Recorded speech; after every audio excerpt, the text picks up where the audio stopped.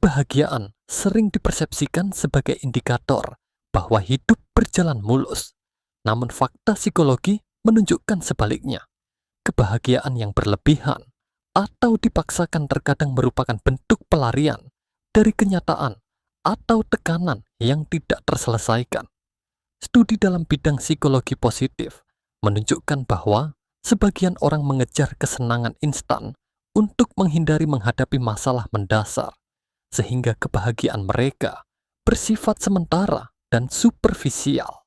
Dalam kehidupan sehari-hari, kita bisa melihat contoh sederhana. Seorang teman selalu tersenyum dan aktif di media sosial, membagikan momen-momen menyenangkan. Tetapi di balik itu, ia menunda menyelesaikan masalah hubungan atau pekerjaan yang sebenarnya mengganggu pikirannya.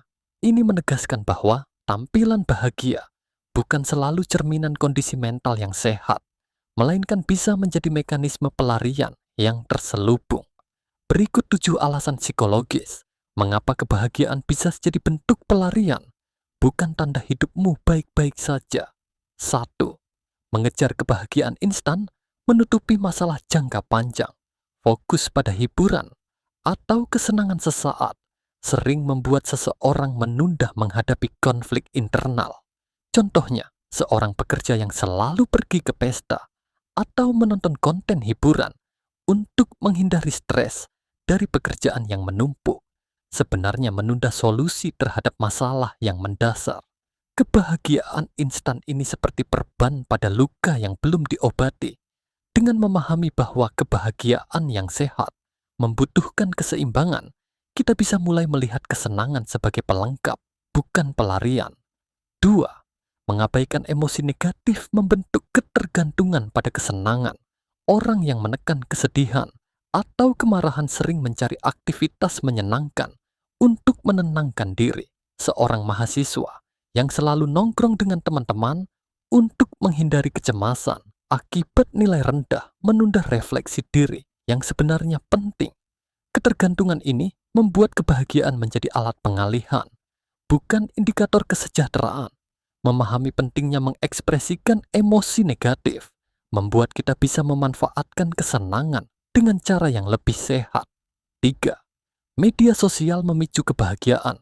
Sebagai pertunjukan kebahagiaan yang ditampilkan di media sosial seringkali bersifat curated, sehingga menjadi topeng daripada refleksi nyata. Seorang influencer yang selalu membagikan foto-foto liburan mewah atau aktivitas menyenangkan mungkin menyembunyikan kecemasan atau tekanan hidup sehari-hari. Penonton melihat kebahagiaan palsu dan membandingkan diri mereka, sementara sang influencer sendiri menggunakan momen itu untuk mengalihkan fokus dari masalah pribadi. Menyadari hal ini memungkinkan kita untuk membedakan antara kebahagiaan nyata dan kebahagiaan performatif. 4. Kebahagiaan pelarian bisa menunda pertumbuhan diri. Fokus terus-menerus pada kesenangan atau hiburan membuat individu jarang menghadapi tantangan atau introspeksi yang memicu perkembangan mental. Contohnya, seseorang yang selalu liburan untuk menonton film untuk melupakan konflik keluarga tidak memproses emosi yang muncul. Lama-kelamaan, kemampuan mereka untuk mengelola stres atau konflik menurun. Meskipun terlihat bahagia dari luar, pertumbuhan mental memerlukan keseimbangan antara kesenangan dan kesadaran diri, bukan hanya pelarian instan. 5. Kebahagiaan sebagai pelarian dapat menimbulkan rasa hampa. Kesenangan yang digunakan untuk menghindari realitas cenderung bersifat sementara dan tidak memuaskan secara mendalam. Seorang profesional yang sibuk mengikuti tren hiburan hanya untuk mengalihkan diri dari perasaan gagal atau cemas, mungkin merasa hampa meski secara visual tampak bahagia. Rasa hampa ini menandakan bahwa kebahagiaan yang dicapai bukan dari pemenuhan internal. Menyadari rasa hampa ini memberi sinyal penting untuk mengevaluasi sumber kebahagiaan yang sebenarnya. 6. Pelarian kebahagiaan bisa memengaruhi hubungan interpersonal.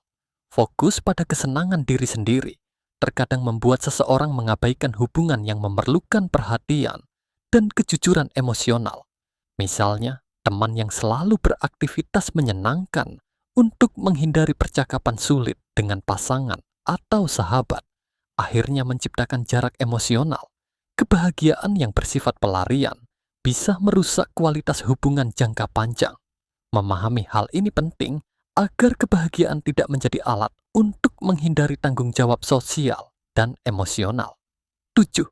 Menunda refleksi diri menghambat pemahaman hidup yang sejati. Kebahagiaan pelarian membuat individu menunda refleksi atas tujuan hidup, nilai, dan prioritas yang sebenarnya. Seorang mahasiswa yang sibuk mencari kesenangan instan di luar kampus menghindari pertanyaan penting tentang apa yang benar-benar ingin dicapai dalam hidupnya. Kebahagiaan semu ini menunda pembelajaran kritis dan pemahaman diri yang mendalam. Dengan menyeimbangkan kesenangan dan refleksi, kebahagiaan bisa menjadi indikator hidup yang sehat, bukan sekadar pelarian. Kebahagiaan tidak selalu menunjukkan hidup yang baik-baik saja. Kadang, kesenangan berlebihan justru menutupi tekanan, kecemasan, atau masalah yang belum terselesaikan. Di logika filsuf, tersedia materi eksklusif yang membahas strategi psikologis untuk membedakan kebahagiaan sejati dan kebahagiaan pelarian agar hidup lebih sadar dan bermakna. Apakah kamu pernah merasa bahagia tetapi tetap ada rasa hampa di dalam? Tulis pengalamanmu di komentar dan bagikan artikel ini agar orang lain bisa memahami psikologi di balik kebahagiaan yang sejati versus pelarian.